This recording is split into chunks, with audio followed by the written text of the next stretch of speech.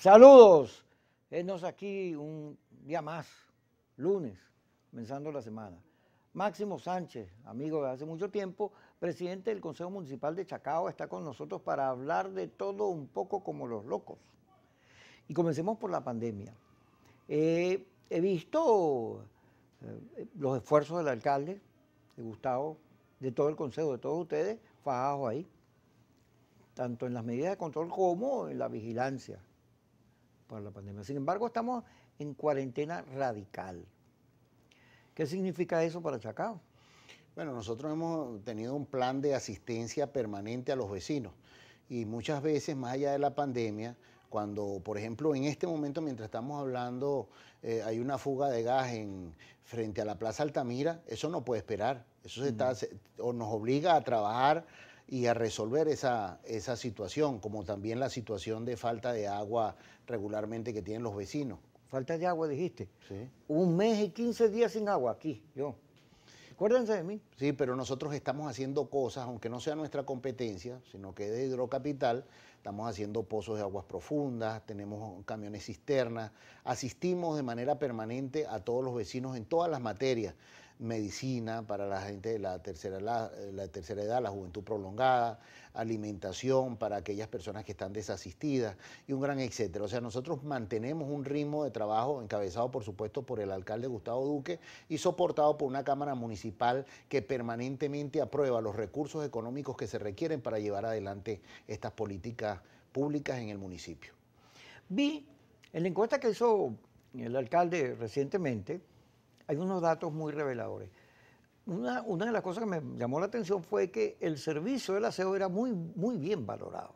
Sin embargo, en días recientes, a propósito del aumento de las tarifas, vi unas quejas, pero vi unas quejas de unos factores que son adversarios del alcalde, Sí. mezclados con la normal preocupación que tienen que tener los vecinos. Pero a mí me sorprende que haya gente que en la cosa política no sea capaz de distinguir que para tener buenos servicios tú tienes que, por supuesto, producir los aumentos, porque los cauchos, la luz, el agua, la gente que trabaja ahí. Que la inflación es desatada. Bueno, que hay un problema país. Así es. Pero tienes que cuidar los pocos servicios que funcionen. Sí, a eso me refiero, ¿no? pero sin embargo, el gobierno municipal y la Cámara Municipal ha venido ejerciendo políticas también en esta dirección de la cual tú hablas, porque no todo el mundo se puede medir con la misma regla, en el sentido de que hay gente que, por ejemplo, tiene solamente una pensión de vejez, se le hace muy complicado llevar a él, no solamente el tema del pago de la factura de aseo, sino todos los servicios. Su pensión no le da ni siquiera para comer. En esos casos, la ordenanza que fue aprobada en el año 2015 plantea en su artículo 20 la posibilidad de que el alcalde y la Cámara Municipal aprueben una exoneración que puede ser parcial o del 100% de la factura de aseo. Y nosotros tenemos una política comunicacional para que esos vecinos que tengan esa condición con su vivienda, como declarándola como principal, puedan ser sujetos y beneficiarios de esas exoneraciones. Estamos trabajando en eso y la gente tiene una comunicación con nosotros muy fluida gracias a una red de grupos de WhatsApp que maneja el alcalde y por medio del cual el vecino puede hablar con el alcalde y con todos nosotros de manera cotidiana. Fíjate que la pandemia, que ahora es radical porque en esta segunda vuelta, viste que las moscas me persiguen, ¿no? Sí, sí. Es que no hay agua. Hablé con Darwin, digo, Darwin, ayúdame ahí con Hidrocapital, chico, porque un mes y 15 días, fuerte. Ellos también están haciendo un plan agresivo de pozos de aguas profundas. Mira, pero una de las cosas que me sorprende de la encuesta que hizo recientemente el alcalde es que Duque tiene niveles superiores a Leopoldo y a Irene de Sáez. Solo que aquellos eran mejores presupuestos y mejores condiciones de país. Ahorita en pandemia es difícil. Yo digo, mírame esto. ¿Cómo se produce ese fenómeno? Tú sabes que hubo elecciones en Surinam, las perdió el gobierno, en Polonia las perdió el gobierno, en Francia las perdió el gobierno. Ahorita elección que hace la pierden los gobiernos. ¿Cómo hace? ¿Cuál es el truco allí para mantener? Bueno, el hecho de que estemos atravesando por esta situación país que va más allá del municipio, la gente valora que el alcalde esté las 24 horas trabajando para resolver los problemas y la contingencia que está atravesando, repito, el país, desde el punto de vista de la pandemia, como de la situación económica que también es dramática que está atravesando el país con el tema de la hiperinflación. En Chacao los vecinos estaban acostumbrados a tener alcaldes que tenían una capacidad económica impresionante, pasando por Irene Sáez, Leopoldo López y Emilio Graterón.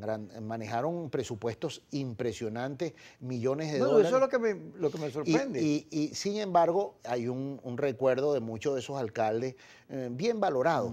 Pero el caso del alcalde Gustavo Duque en particular, que atraviesa por una situación tan compleja como la que estamos viviendo, con recursos muy mermados, porque al paralizarse la infraestructura económica del municipio, los ingresos del municipio también tienden a cero, pues el alcalde ha buscado los mecanismos para ayudar a la gente con las tapabocas, con gel, no solamente la infraestructura esta de WhatsApp con vecinos en general, sino también tiene una red con todos los condominios del municipio, atiende el tema de la solicitud de aguas, bien sea por cisternas o construyendo pozos de aguas profundas, una persona que está sola porque sus hijos se fueron del país y es de la tercera edad, no tiene capacidad económica ni siquiera para comer, esa persona de manos del alcalde y de la alcaldía le llevan una ayuda con comida elaborada o si no con una bolsa de comida, una persona que no puede comprar la medicina y el alcalde la asiste. Entonces todas esas cosas, nunca un vecino de Chacao había visto un alcalde tan dedicado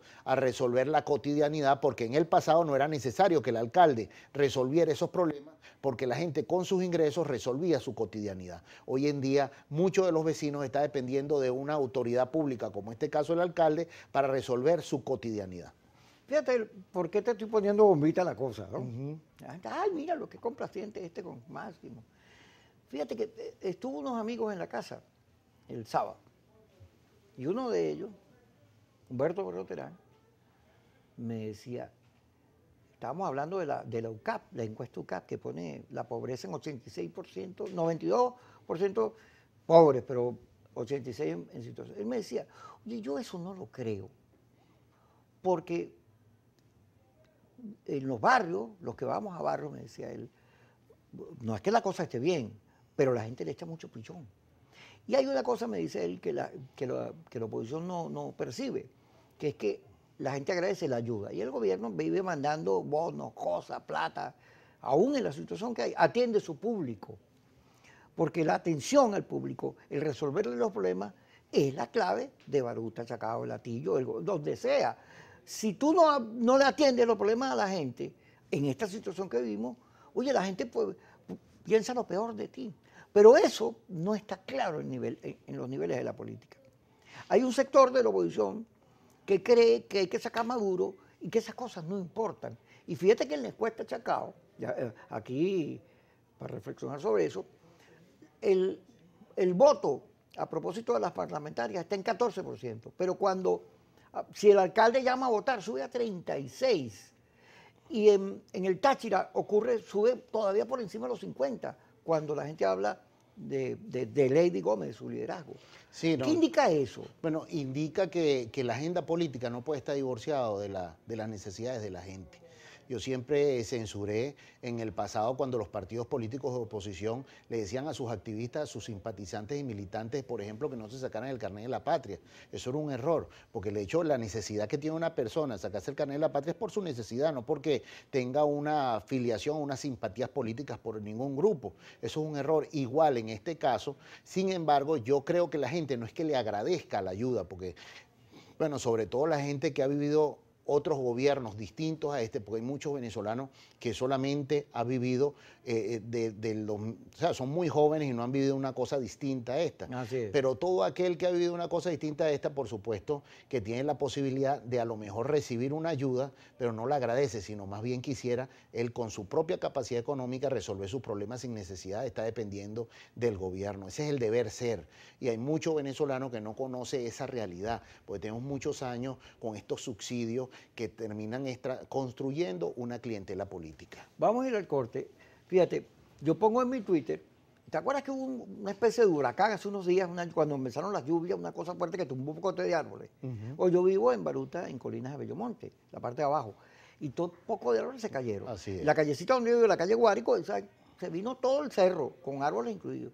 Y yo cuando yo salí, ay Dios mío, que me tuve que ir por la otra zona porque por ahí no, además temeroso que se fuera a caer un cerro de esos encima. Y entonces cuando llegué en la tarde, después que grabé, fue una reunión, cuando llegué, vi que estaban la alcaldía, la gobernación y Fopuca estaban limpiando todo. Entonces yo, oye, qué bueno que esto ocurre en un país donde la eficacia no existe. Y todo el mundo, no, pero ¿qué es su ejercicio? Es su deber, pero nadie lo cumple. Aquí los problemas de agua, luz, gas, los servicios se han venido deteriorando por falta de políticas de mantenimiento, de prevención.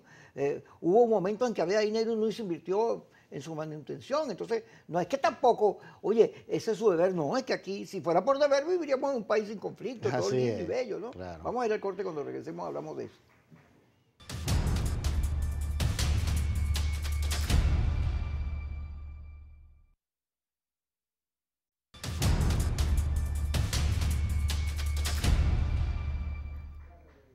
Seguimos con Máximo Sánchez. Bueno, fíjate, entonces yo, oye, alabando algo que no veo, porque al final limpiaron todo en un día. Eso me sorprendió. Digo, wow, ojalá fuera. El país debería ser así, pero no lo es.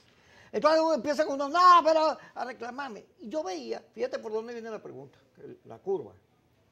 Yo veía el fin de semana, un señor, empiezan a tirar en las redes, que en la lista del CNE hay un señor, Rodríguez no sé qué cosa, que tiene 30 cédulas, ¿no? Y veo que le tiran una caricatura a Ramón Guillermo Aveleo metiéndole plata, ¿no? Y veo chismes por todos lados, de trampa, de la elección, traidores, una campaña que yo digo, ¿y quién hará esto? Porque esa campaña le cuadra muy bien al gobierno, pero es hecho por la oposición. Entonces, fíjate, una amiga me manda un audio de un señor que hace una descripción sobre este lío de las 30 cédulas. Me dice, yo las revisé y son distintas, primero son distintas. Ella dice que es un solo nombre que tiene 30 cédulas. No, cada uno de esos señores son personas que se llaman igual, pues. Se llaman igual porque hay 7.000 venezolanos que tienen el mismo apellido. Y hay 700 no sé cuántos que tienen el mismo nombre, porque es un nombre muy común. Pero además uno está en San Cristóbal, uno está en Chile, y el mismo señor dice, mire, ni que tuviera un helicóptero puede volar y votar en todos lados. Pero esas campañas se hacen en los municipios, se hacen en otros lados, porque hay no solo unos laboratorios perversos creando esa sensación de malestar de frustración que alimenta al pueblo venezolano en este momento, sino además lo hace la propia oposición en su guerra intestina, unos contra otros, a ver quién asume el liderazgo de la oposición. Porque hay una gente que, los sectores más radicalizados, los que están en Miami, y que tienen aquí su expresión en 20 Venezuela, no son partidarios de Guaidó, viven dándole más bien, insultándolo, diciéndole cosas, porque quieren que María Corina sea la jefe de la oposición. Pero ponerse a pelear eso, en medio de esta crisis, de esta incertidumbre, de esta pandemia que cubre todos los aspectos y que agobia a la gente, uno dice, bueno, es que está bastante loco, porque además, por esa vía, vas acabando con la unidad, disolviendo la mayoría, porque si tú empiezas a decir, todo el que sea chavista, que no condene al gobierno, no debe ser, no es opositor, es colaboracionista, traidor, vendido, y le metes grosería, porque a mí me han puesto hasta grosería. Y entonces tú dices, bueno, pero aquí el país llegó un momento que Chávez tenía el 63% de la votación, o sea, ¿qué le vas a hacer? Tú no entras. Hay una gente que tiene como destino, o sea, la crisis pero para abajo, o sea, que cuanto más crisis tengamos, más feo sea todo, más horrible, más dedos nos hinchemos uno contra otro mejor. Y yo, pero que está bastante loco. No, parece que vieran de eso. O sea, no les interesa que volvamos aquí a un equilibrio, una normalidad. Tenemos muchos años fuera de la normalidad. Si cualquier persona por las redes, por Facebook, pone Kiko Bautista, va a aparecer más de un Kiko Bautista. Si pones Máximo Sánchez, van a aparecer muchos Máximo Sánchez. No significa que todos son de una misma persona. Esa es la explicación a la lista.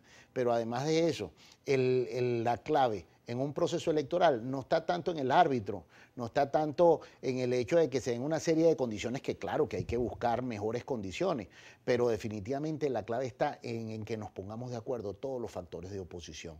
Si aquí logramos que todos los factores de oposición, como se logró en el 2015, como se logró en el 2005, aunque luego no se participó, logremos una plataforma unitaria, por supuesto que el gobierno no tiene ningún chance, no importa cuál sea el CNE ni cuáles sean las condiciones. No estoy diciendo con esto que no se tengan que buscar. Entonces, yo creo que todos los venezolanos tenemos que hacer un esfuerzo para empujar a que se logre esa unidad. Y por supuesto que va a existir siempre personas que han generado con esa cizaña y con esa crítica que sobre todo existe solamente en las redes, un modus vivendi. Viven de eso. Entonces el día que se acabe la polémica, a ellos se les acabó su sistema de vida. Pero fíjate, en la encuesta está de Chacao. Por eso te alabé en la primera parte para meter, ¡ja! Ya va, ve. Fíjate que en el fondo la gente reconoce la gestión de la alcaldía, pero también que tuvo sentido ir a votar. Es así. Sí. Yo creo que Guanipa, Juan Pablo Guanipa, debería, ahorita que en el sur hay pandemia, que no hay luz, caminar por las calles a ver qué le dice la gente. Porque él parece que no se da cuenta que a la gente, al final de cuentas, la reflexión que hay ahorita, la hay en el Táchira, en Nueva Esparta, es que es mejor tener alcaldes y gobiernos que se le parezcan, que lo expresen, que no tiene nada.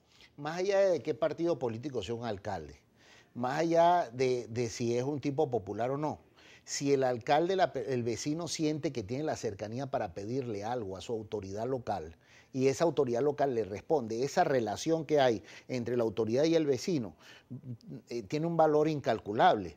Entonces, una vez que tú das una lucha por defender tu espacio, este eje metropolitano, que no solamente son los municipios Chacao, Baruta y Latillo, sino también el caso de Leoncio Martínez, que fue defendido por los vecinos, más que por los partidos políticos, porque recordemos que los partidos políticos llamaron a que no se participara, pero los vecinos se organizaron, los vecinos salieron adelante y defendieron su espacio. Esas son las banderas que hay que seguir defendiendo, porque imagínate tú un vecino de Chacao que estuviese ahí un alcalde de otro partido político que no tuviese comunicación con él, que no tuviese el teléfono para llamarlo cuando tiene una emergencia que puede ser de salud, de alimentación, de cualquier cosa.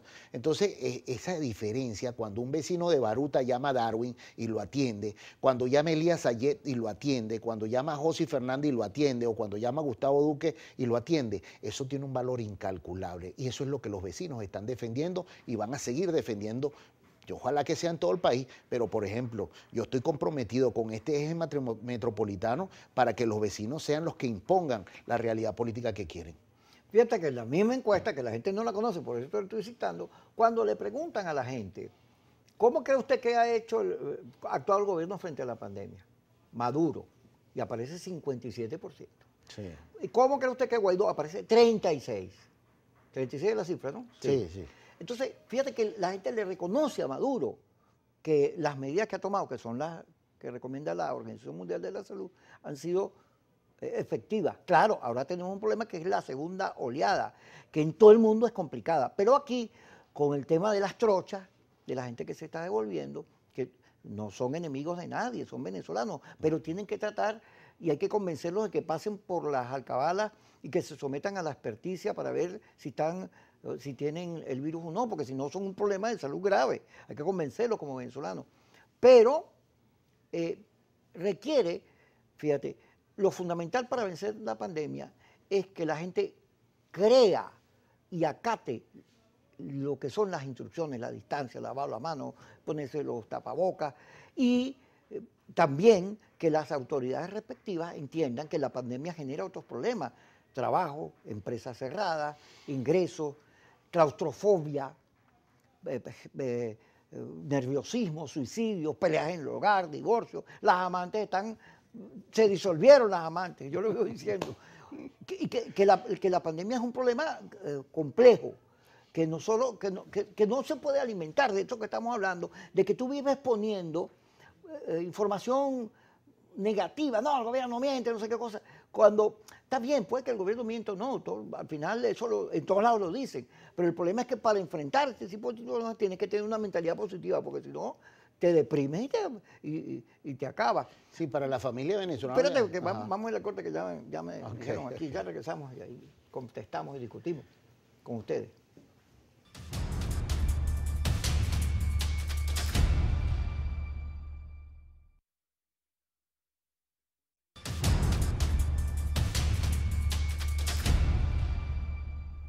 Ok, seguimos aquí con Máximo Sánchez, presidente del Consejo Municipal de Chacao.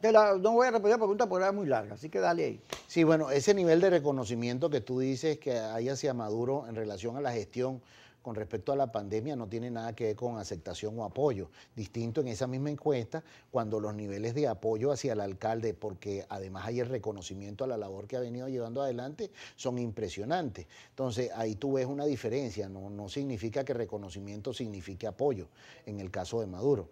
Y es un trabajo que hemos venido haciendo no desde que estaba la pandemia, es una cuestión, una manera de hacer política que venimos haciendo desde que Gustavo Duque está en principio como alcalde encargado y luego como alcalde electo. Y seguimos trabajando en esa dirección.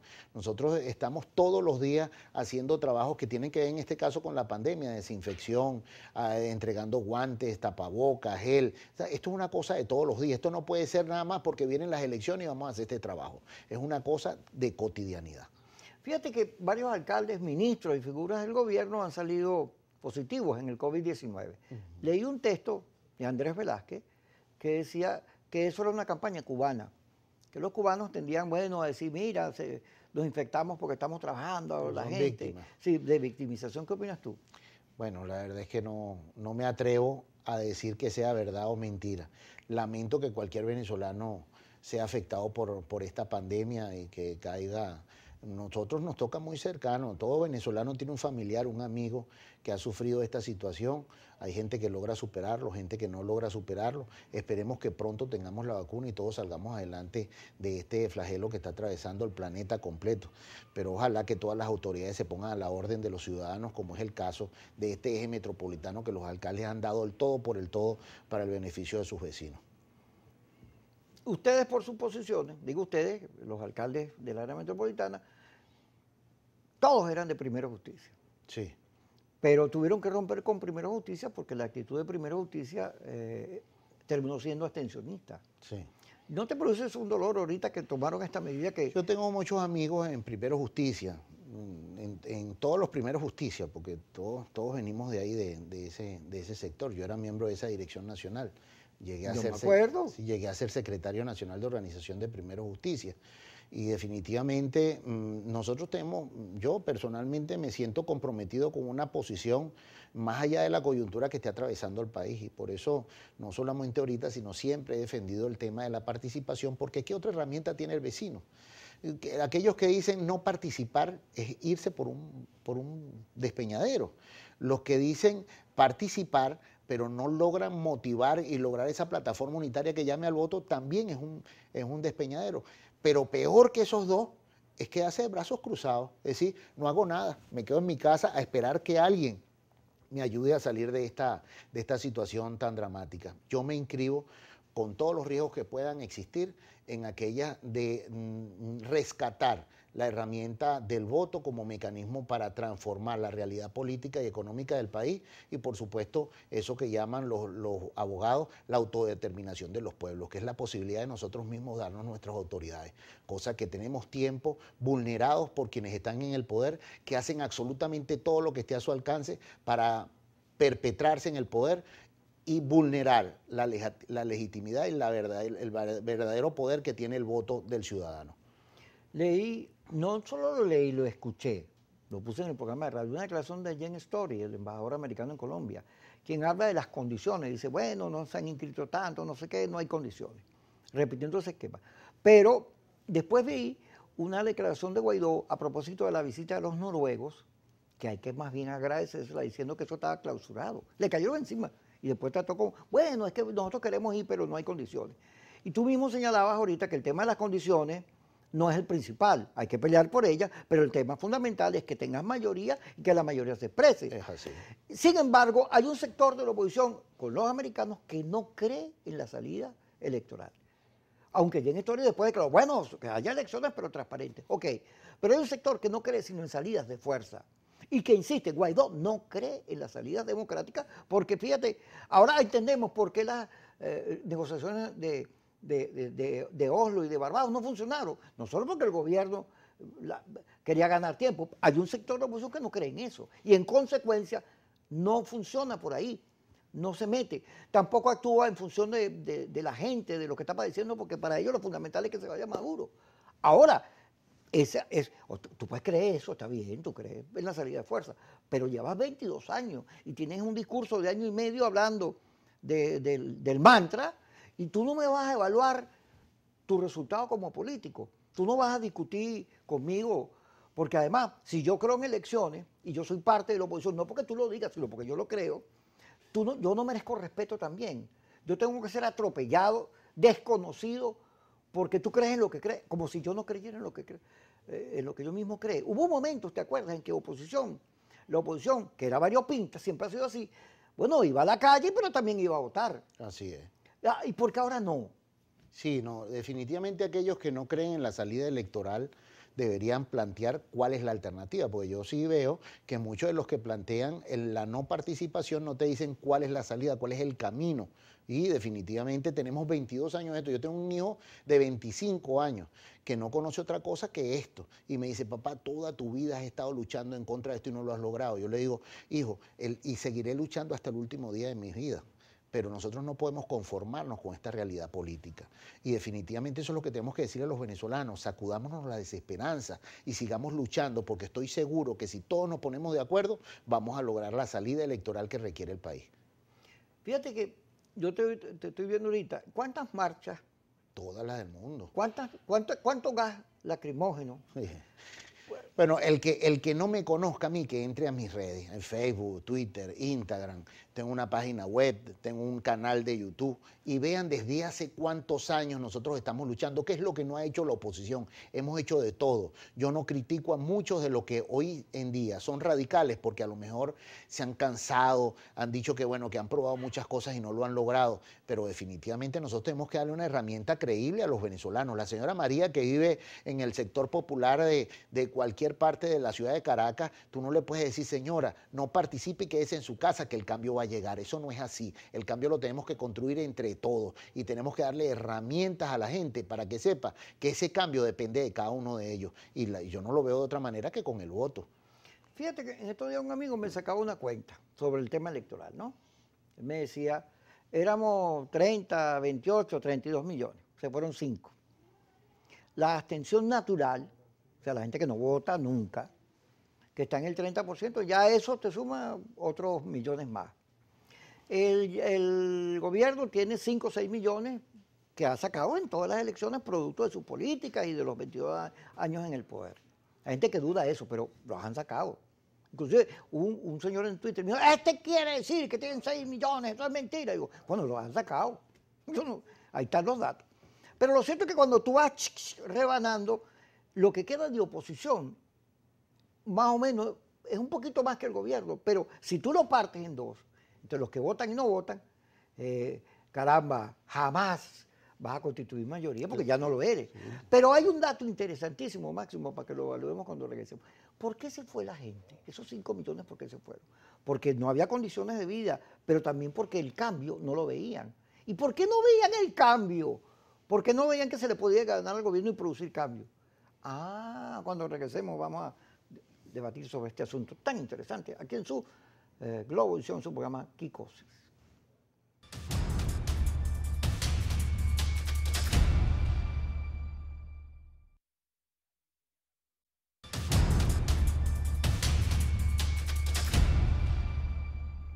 Seguimos con Máximo Sánchez. ¿Por qué se fue la gente? Bueno, hay un ingrediente país, económico, cosa, el gobierno, lo que sea, pero también hay que no has ganado, que no has tenido éxito. Entonces, ¿cuándo vas a discutir por qué no has tenido éxito? ¿Por qué siempre es el gobierno culpable? Que es verdad, 99% de lo que pasa aquí es responsabilidad del gobierno, pero tú no tienes responsabilidad en nada. O sea, tú eres perfecto, tú no te equivocas, tú no necesitas corregir. Sí, 22 años de esta gestión que no desde la pandemia, sino en muchos años anteriores, iban mermando la infraestructura productiva del país. El sector comercial, el sector industrial, todo ese sector productivo fue mermado permanentemente por la gestión de este gobierno. Y por supuesto eso trajo como consecuencia que se acabaran las oportunidades para mucha gente en el país, mucha gente que tenía su modus vivendi, se graduaba de la universidad y podía trabajar en una empresa, no dependía del gobierno, cada día éramos más dependientes del gobierno. Esa es la consecuencia de estos 22 años de gobierno. Y bueno, si a eso le agregas el elemento económico que es la desesperanza, donde muchos empiezan empiezan a sacar cuenta de que sí, ya aquí no hay nada que hacer, aquí no, ¿para qué luchar? Ya hemos hecho de todo y no lo hemos logrado, pues lamentándolo mucho tenemos un número de venezolanos que se han ido del país de manera muy importante. Las garantías electorales tienen que pasar por el hecho de que el venezolano esté en cualquier parte del planeta, pueda ejercer sus derechos políticos y votar por las autoridades del país.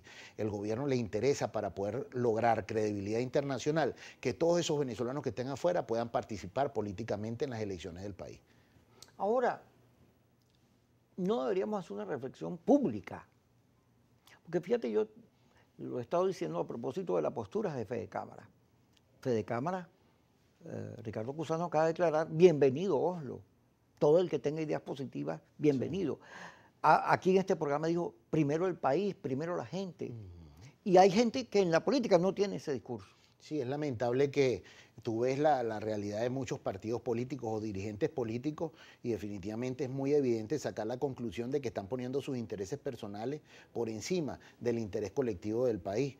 Bueno, yo he escuchado muchos dirigentes políticos que dicen, ¿para qué vamos a ir a un proceso que lo vamos a perder? O sea, si hay un derrotismo antes de ir al proceso electoral. Aquí no hay ninguna elección que se pueda perder, al menos que los venezolanos queramos seguir viviendo en este desastre. Y yo estoy seguro que no solamente la gente de la oposición, sino mucho venezolano que es beneficiario de programas del gobierno, planes sociales del gobierno y un gran etcétera, pero está esperando el momento de la elección, porque es un momento de decir, yo te recibo todo esto, pero no vendo mi conciencia, no vendo mi interés por tener un país en donde no dependamos solamente del gobierno. Yo creo que hacia allá es que tenemos que dirigir todos los esfuerzos, porque el día que nosotros logremos una plataforma unitaria, que reitero, lo hemos logrado en otras elecciones, aquí ni con el CNE que quiera, pierden los factores que queremos recuperar la democracia en Venezuela.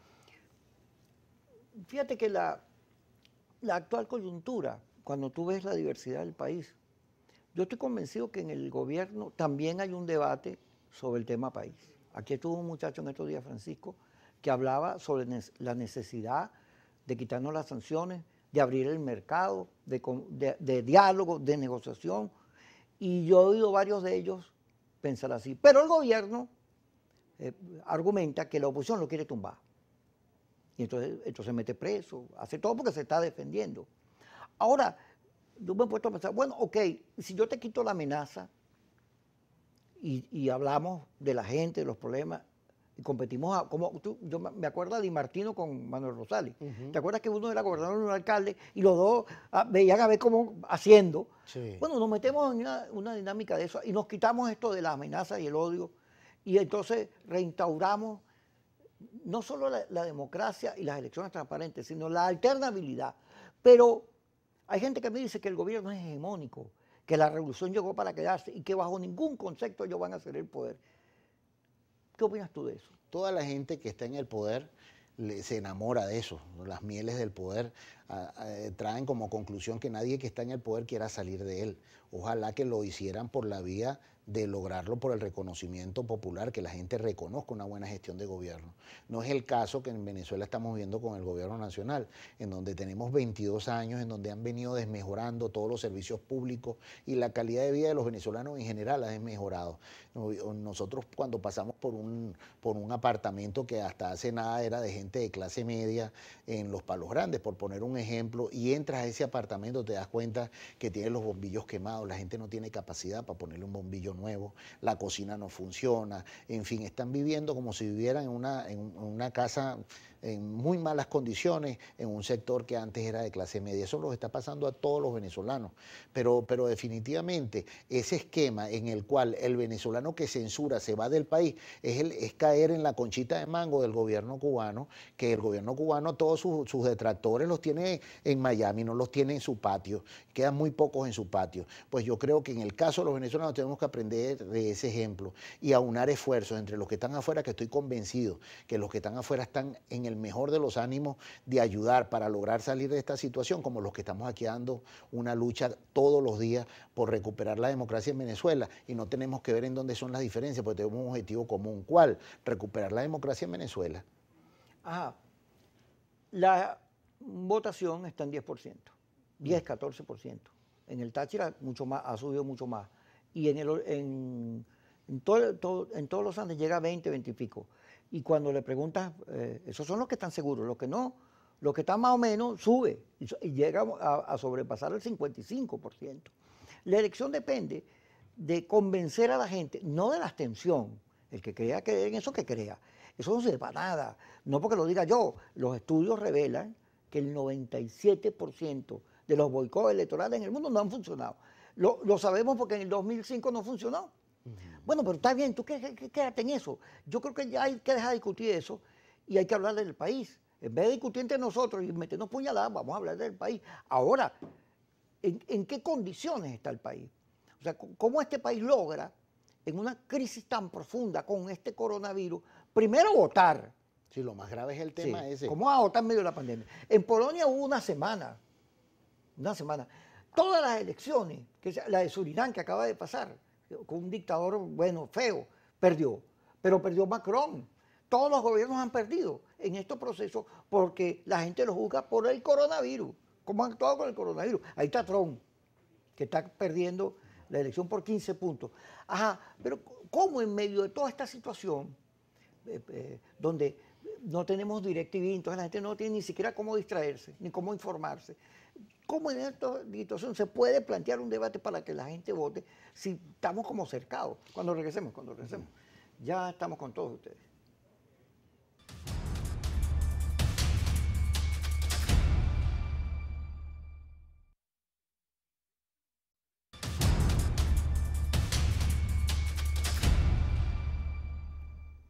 Máximo Sánchez, presidente del Consejo Municipal de Chacao, con nosotros. Fíjate, el gobierno no quiere que el G4 participe en las elecciones. Y todas las cosas que hace es para que la oposición no vaya a votar. Bueno, está claro en su objetivo.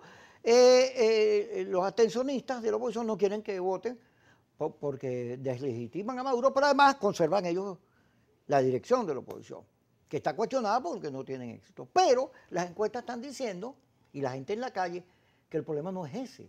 El problema es que yo no quiero votar porque no quiero hacer nada, porque estoy frustrado, porque no le creo a los políticos.